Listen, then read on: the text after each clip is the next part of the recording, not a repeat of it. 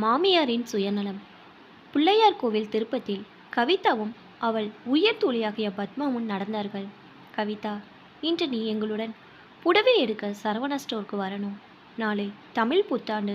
நாம் எல்லோரும் புது புடவை கட்டிக்கொண்டு ஆஃபீஸ்க்கு தமிழ் புத்தாண்டுக்கு மறுநாள் வர வேண்டும். நீ என்ன சொல்ற? பத்மா தன்னுடன் கூட வரும் தோழிகளை சுட்டி காட்டி சரவணா ஸ்டோருக்கு அவர்களெல்லாம் என்னுடன் ட்ரெஸ் எடுக்க வர சம்மதித்து விட்டாங்க. நீ மட்டும் வரமாட்டேன்னு ஏன் பிகு பண்ணிக்கிற கவிதா என்றாள் பத்மா. நான் பிகு பண்ணல பத்மா. நான் உங்களோட சரவணா ஸ்டோருக்கு ட்ரெஸ் எடுக்க வந்தா என்னோட மாமியார் வீட்டில் பிரச்சனை ஏற்படும் என்று தான் நான் யோசிக்கிறேன். என்னை எப்போதும் போல் உங்கள் வழிக்கு இழுக்காதீங்க என்றால் என்ன பெரிய பிரச்சனை வரப்போது? உன்னுடைய மாமியார் கணக்கு கேட்பார். உன்னுடைய ஹஸ்பண்ட் பர்மிஷன் இல்லாமல் எதுவும் நீ செய்யக்கூடாது. அடுத்து உன்னோட மாமா வேறு உன்னை கோபித்து கொள்வார். இதான உன் பிரச்சனை என்று கவிதாவை பற்றி நன்கு தெரிந்து கொண்டு கேட்டாள் பத்மா. ஆமாம் பத்மா, எல்லாம் தெரிந்திருந்தோம் ஏன் என்னை வற்புறுத்தி சரவணா ஸ்டோருக்கு ட்ரெஸ் எடுக்க உங்களோட அழைக்கிற?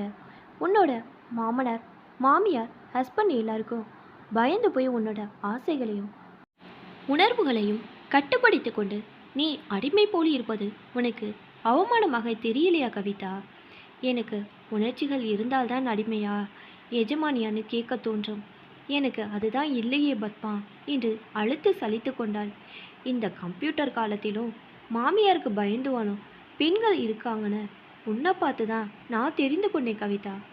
எல்லாம் என்னோட தலைவிதி. என்னோட தலைவிதியை நீயோ நானா மாற்ற முடியுமா பத்மா? தன்னோட இயலாமையை இப்படி கூறினாள் கவிதா. நீ அவங்களுக்கெல்லாம் அடங்கி போவதால் தான் அவர்கள் உன்னை அடக்கி வைத்திருக்காங்க. நீ எப்படிலாம் அடங்கி போவதால் உன்னுடைய புருஷனுடைய கோலத்தனத்துக்கு நல்ல தீனி. தன்னோட வசதிக்காக உன்னை அவர் தன்னோட அப்பா அம்மா பெயரை பயன்படுத்தி உன்னை அடங்கி போகும்படி கூறுறார். பத்மா ப்ளீஸ் என்னை கம்பல் பண்ணாத. நீ சொல்கிறபடியெல்லாம் நான் கேட்டா மற்றவங்க என்னை தப்பாகவே பேச ஆரம்பித்து விடுவாங்க.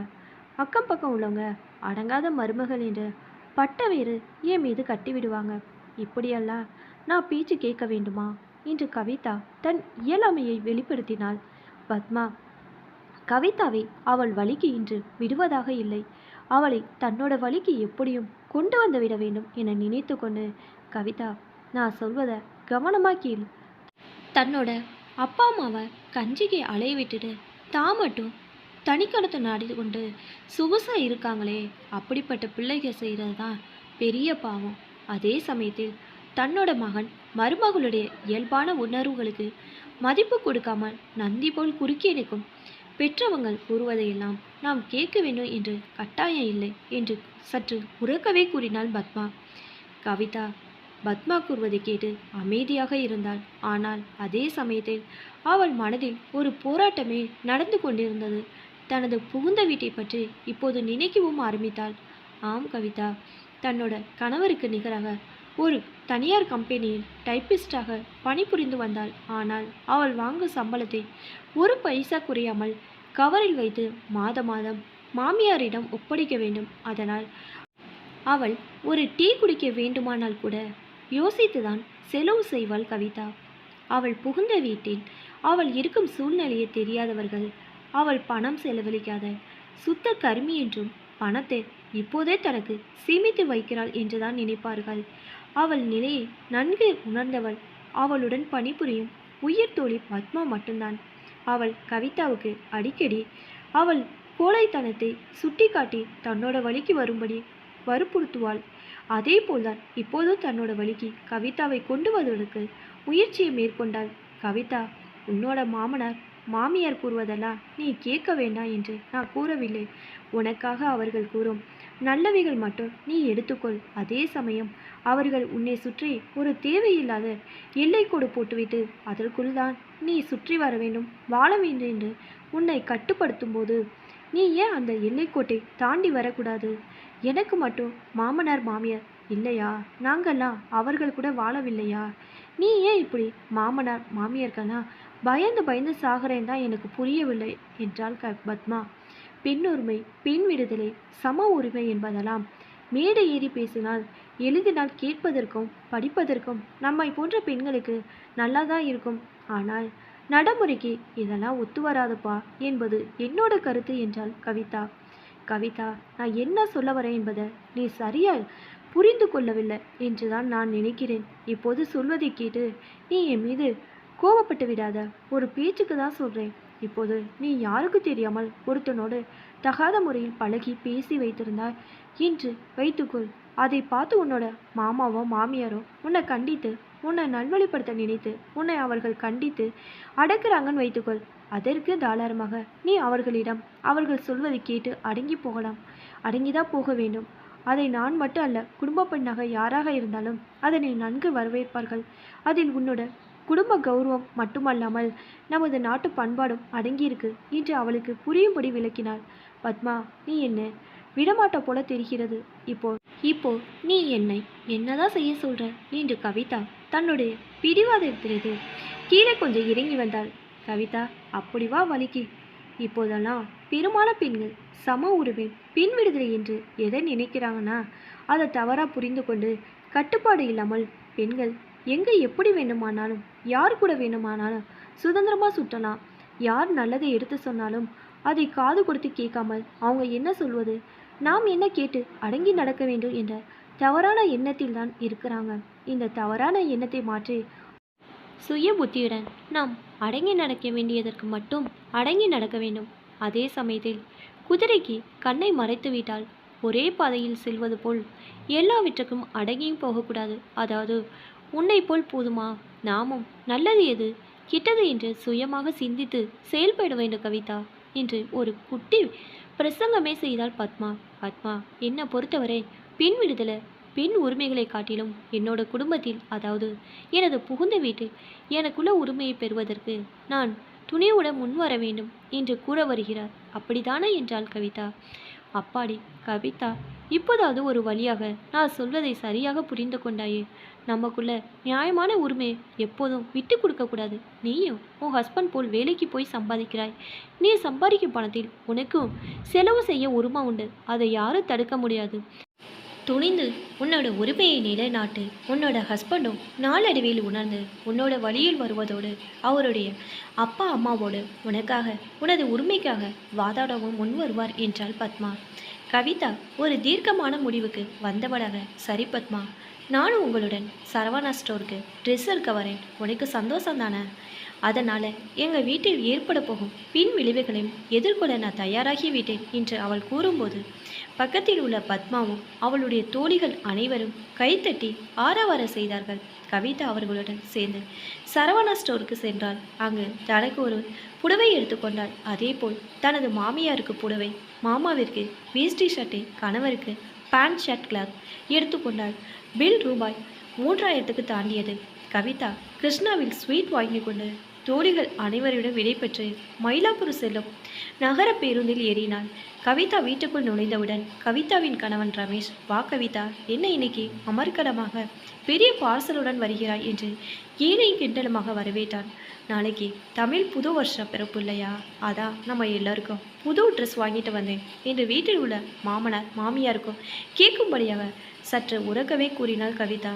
தான் எடுத்து வந்த ட்ரெஸ் எல்லாம் மேஜையின் மீது ஒவ்வொரு துணியாக கவிதா வெளியே எடுத்து வைக்கும்போது அதை பார்த்து கொண்டிருந்த அவளுடைய மாமியார் பொறுத்து கொள்ள முடியாமல், இவ்வளவுக்கு பணம் அவளுக்கு ஏதுன்னு கேளு ரமேஷ், முகத்தை கடுக்கடுப்பாக வைத்துக்கொண்டு தன்னோட மகன் மூலம் கேட்க ஆரம்பித்து விட்டாள். எங்கள் கம்பெனியில் புது வருஷம் முன்னிட்டு போனஸ் கொடுத்தாங்க, அதுலேருந்து தான் இந்த ட்ரெஸ் எல்லாம் வாங்கி வந்தேன் என்று தன் கணவருக்கும் மாமியாருக்கும் கேட்கும்படி பொதுவாக கூறினாள். யாரை கேட்டுக்கொண்டு இவ்வளவு செய்தாள், ட்ரெஸ் எல்லாம் எதுக்கு எடுத்து வந்தாள் என்று மாமியார் நேரடியாகவே கவிதாவின் மீது சீர ஆரம்பித்தாள். நான் யாரை கேட்கணும் அத்தை, இது நம்ம பணம், அடுத்தவங்க பணம்னா தான் கேட்கணும் என்று உறக்கவே அவள் மாமியாரை பார்த்து பதிலடி கொடுத்தாள்.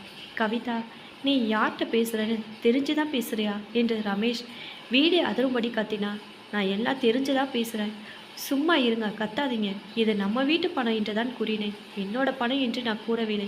நான் சம்பாதித்து பணம் என்றாலும் நம்ம எல்லோருக்கும் அந்த பணத்தை செலவு செய்ய உரிமை உண்டு, அதாவது நான் உள்பட என்பதை சற்று அழுத்தமாக கூறிவிட்டு, உங்களுக்கு புரியுதா என்று மாமியார் மாமாவை ஓரக்கண்ணால் பார்த்து கொண்டே தன்னோட கணவன் ரமேஷுக்கு பதிலளித்தாள். என்னடா ரமேஷ், இதெல்லாம் புது பழக்கம்? மாமியாரே பயங்கலத்த கேள்வி. அத்தை, அவரையே கேட்குறீங்க? நானாக தான் ட்ரெஸ் எல்லாம் வாங்கி வந்திருக்கேன். நான் சம்பாதித்த பணம் என்றாலும் என்னோட பணம் என்று தனிப்பட்ட முறையில் உரிமை கொண்டாடவில்லை. அதேபோல் எனக்கு மட்டும் புடவை வாங்கி வரல, உங்களுக்கும் மாமாவுக்கும் சேர்த்து தான் ட்ரெஸ் எடுத்து வந்திருக்கேன். இதில் என்ன தப்பு இருக்கு அத்தை என்று இப்போது கவிதா அமைதியாக பதிலளித்தாள். ரமேஷ், வீட்டில் எது செலவழிக்க வேண்டுமானாலும் எல்லாரும் கலந்து பேசி அதற்கு எல்லாருடைய சம்மதம் தெரிவித்த பிறகுதான் இந்த வீட்டில் யாரும் அந்த செலவை செலவழிக்க வேணும்னு உன்னோட பொண்டாட்டிக்கு தெரியுமா என்று கோபத்துடன் கத்தினாள் கவிதாவின் மாமியார். எனக்கு எல்லாம் தெரியும் அத்தை. நான் வாங்கி வந்த சம்பள பணத்திலே போன மாதம் உங்கள் மகளுக்கு ஒரு மோதிரம் செய்து கொடுத்தீங்களே, அதை பற்றி நீங்கள் யாரிடம் கலந்து பேசுனீங்க? என்னிட கூட கேட்டிருக்க வேண்டாம். ஒரு வார்த்தை உங்கள் பிள்ளையிடமாவது கேட்டிருப்பீங்களா? நீங்கள் இப்போ கூறுங்க, நான் உழைத்து சம்பாதித்த பணத்தை எல்லாம் செலவழிக்க உங்களுக்கு உரிமை உண்டு, எனக்கு உரிமை இல்லையா? இது எந்த விதத்தில் நியாயமோ தெரியலையே என்று கவிதா கேள்வியுடன் நிறுத்தினாள். என்ன திமிரா அவ பேசுகிறா பார்த்தீங்களா என்று தன்னுடைய கணவனிடம் அழ ஆரம்பித்தாள் கவிதாவின் மாமியார். கவிதா கேட்டதில் என்ன தவறு இருக்கு? அவ கேட்டதெல்லாம் செய்தது எல்லாம் சரிதான். நம்ம மகளுக்கு மோதிரம் செய்யும்போது நீ யாரை கலந்து கேட்டுக்கொண்டு செய்தாய்? எனக்கு கூட தெரியாது. இப்போது கவிதா சொன்ன பிறகுதான் மோதிரம் பற்றி எனக்கே தெரியுது என்று கவிதாவின் மாமனாரை மாமா கடிந்து பேசினார். நீங்களும் மருமகள் பக்கம் சேர்ந்துட்டீங்களா என்று புலம்ப ஆரம்பித்தாள். அவள் சம்பள பணத்தை செலவு செய்வதற்கு நமக்கு எவ்வளவு உரிமை உண்டோ அதே போல் அவளுக்கும் அவள் சம்பள பணத்தை செலவழிக்க உரிமை இல்லையா? அவளுக்கு உரிமை உண்டு. அவள் எனக்கு தெரிந்து இதுவரைக்கும் தனக்குன்னு எதுவும் செலவு செய்ததை நான் பார்த்ததே இல்லை. இப்போது என்ன தேவையில்லாத வாங்கி வந்திருக்கிறா? வீணா அவளை போய் கோபப்பட்டு பேசுகிற என்று கூறி தன் மனைவியை சமாதானப்படுத்த முயற்சி செய்தார் கவிதாவின் மாமனார். கவிதாவின் மாமியார் யாரோட சொல்லுக்கும் எதற்கும் சமாதானம் அடையாமல் தன்னோட உரிமையெல்லாம் பறிப்போய் விட்டதாக தவறாக நினைத்து கொண்டு பையில் தன்னுடைய துணிமணிகளை திணித்து கொண்டு நான் என்னோட மக வீட்டுக்கு போகிறேன் என்று கோபத்துடன் வெளியேற முற்பட்டாள். அத்தை, நீங்கள் எங்கேயும் போக வேண்டாம் என்று மேலும் ஏதோ கூற முற்பட கவிதா, உன்னோட அத்தையை போக விடு. அவளுக்கு இந்த குடும்ப உரிமை முழுவதையும் நீ பறித்து விட்டதாக தவறாக எண்ணிக்கொண்டு அவசர கதியில் நினைத்து விட்டாள். அந்த எண்ணம் மாறியவுடன் உன்னை பற்றி புரிந்து கொண்டவுடன் அவளே நம்மளை தேடி வருவாள். அதுவரை அவளை நீ அவ போக்களே விட்டு விடுவதான் சரி என்று கூறி கவிதாவை அவர் மாமனார் சமாதானப்படுத்தினார். மாமாவின் மாற்றத்தை கண்ட கவிதா சரவணா ஸ்டோரில் வைத்து அப்போது பத்மாவிடம் தான் பயத்துடன், பத்மா, என்னோட மாமியார் மாமாவின் குணத்தை என்னால் மாற்ற முடியுமா என்று பயம் கலந்த சந்தேகத்துடன் பத்மாவிடம் கேட்டதற்கு, உன்னால் முடியும் கவிதா. நீ என்னோட பேச்சில் உள்ள நியாயத்தை உணர்ந்து நீ எங்களுடன் துணிந்து சரவணா ஸ்டோருக்கு ஜவுளி எடுக்க வந்தாயோ அப்போதே நான் உன்னை பற்றி என்ன நினைத்தேன் தெரியுமா கவிதா? நீ உன் உரிமையை புகுந்த வீட்டில் நிலைநாட்டுவாய் என்பது எனக்கு உன் மீது நம்பிக்கை வந்து விட்டது. துணிந்த நில், தோல்வி கிடையாது என்று பத்மா கூறியதை இப்போது கவிதா நினைத்து பார்த்து மகிழ்ந்தாள். தன் மாமியாரும் தன்னை புரிந்து கொண்டு மகள் வீட்டிலிருந்து விரைவில் வீடு திரும்புவார் என்பதையும் தன்னோட மாமா தன்னிடம் உள்ள நியாயத்தை உணர்ந்து தான் செய்தது தவறு இல்லை என்று மாமியாருடன் சுட்டி காட்டியதையும் கவிதா இப்போது நினைத்து பார்த்து மகிழ்ந்தாள்.